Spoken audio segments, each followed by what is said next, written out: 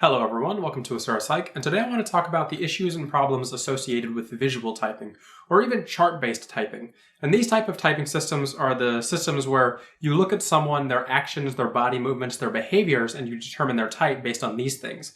But there are many issues associated with attempting to type someone through just visual typing alone, and that's what I want to talk about today. Let's get into it.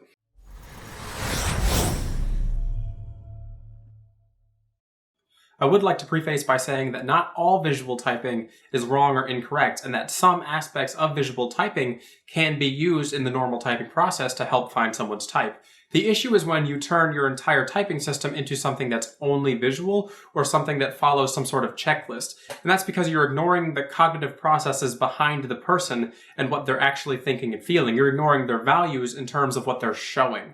So there's a lot of problems when you're just looking at someone from the outside because they may not always be showing you exactly what they're feeling or thinking truly. So one of the major issues with visual typing is that there's no research that indicates or shows that any form of behavior or body movement is strictly linked to any sort of cognitive preference. When you look at Carl Jung's original work in Psychological Types, and you even look at Gifts Differing, Briggs' follow-up book, you'll see that there's very little reference to behavior or movement describing a personality type or cognitive function. And that's because neither of these people believed that any sort of visual expression was going to identify what personality type someone was. The reason for this is because Jung's system, as well as the Briggs system, describe things from a cognitive level. They describe how we perceive the world, how we think about the world, how we interact with it through our mind, and not through our behavior. And that's the big thing about visual typing, and one of the flaws about it, is that when you're attempting to type someone through their physical behavior, you're missing what's going on within. So when you're attempting to type someone through the Myers-Briggs model visually, you have to make sure that you're going to be really noticing what's driving their behavior instead of how the behavior is expressing in and of itself. This is most noticeable in the introverted types. Introverted types have a dominant introverted function, of course, but they have a secondary extroverted function. And this secondary extroverted function is how they deal with the outside world. So this is going to be the one that the outside world tends to see more often. This is why when you look at an INTJ or an ISTJ, they're more likely going to express in a manner that is extroverted thinking compared to their dominant introverted intuition. And this is going to make it hard for people who visually type because they're not going to be able to know what the real mental process is unless they get in close with that INTJ or ISTJ and they really see what they're thinking or feeling. Another large issue with visual typing is that personality overall is a multifactorial thing. And that means there's many factors that come into describing who we are as a person. The Myers-Briggs system, as well as Carl Jung's original 8 functions, are something that describes the nature model, in that we are who we are based on our innate cognitive preferences. But the nurture side of things isn't completely ignored when we look at the overall personality. Outside influences affect how we express ourselves and who we are as people. The cognitive function model just describes how we interact through the world or with the world through our mental state, through our cognition. So when we're looking at someone, we have to know what are the multiple factors that influence who they are as a person and how are they impacting how they express themselves. And all of these things can really influence how you visually type someone. Because if you attempt to visually type someone based on the biases that you have on people and how people act, then you're going to struggle with knowing who they are as a person and what their real mental preferences are. Here are just a few examples of outside factors that can drastically influence how someone prefers to express themselves. Culture, race, ethnic background, sexual preference, perceived identity. All of these things are things that can drastically influence how someone is going to visually express themselves. Specifically, how these things interact with the overall society and culture that the person is within. Take, for example, if you look at Eastern cultures compared to Western cultures. It's far more common in Eastern cultures for people to avoid eye contact compared to Western cultures where eye contact is meant to be maintained because it would be considered rude to break eye contact during conversation. In Eastern cultures, it's considered rude to maintain eye contact because it's seen as too assertive or dominant. These are just a few examples of how things such as culture can drastically influence things involved with visual typing. And that's why you have to be really careful when you're attempting to use just visual typing when you're typing someone. Even when you move from a pure visual typing system to something like a checklist that has semi-cognitive preferences introduced into it, you're still going to run into issues compared to if you just typed someone based on cognitive preferences alone. And that's because these overarching factors are still going to influence people in dramatic ways. Take, for example, we look at Eastern cultures again versus Western cultures. Many Eastern cultures tend to be collectivistic compared to Western cultures, which are individualistic. And what that means is that in Eastern cultures, they tend to value the family and society over the individual, compared to in Western societies where we value the individual over family and society. Typically, differences such as these are going to have a large impact on how someone would be visually typed or typed through some sort of checklist. Take, for example, we took an individual from an Eastern collectivistic culture.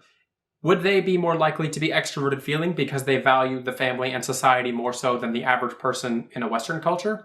I don't think so. I think it's far more likely that the culture and the society impacts the overall personality of people within that society. So when you're typing someone, you have to compare them in that way to the rest of their culture, specifically when you're visually typing. But you don't have to do this when you're looking at how they present themselves through cognitive preferences, when you see what their true inner values are compared to what they are expressing or showing. Another issue with visual or checklist typing is that to truly visually type someone, you would have to do it through naturalistic observation, and that they would have to be completely unaware that they are being visually typed to someone and in their natural habitat, not influenced by something like a camera or television.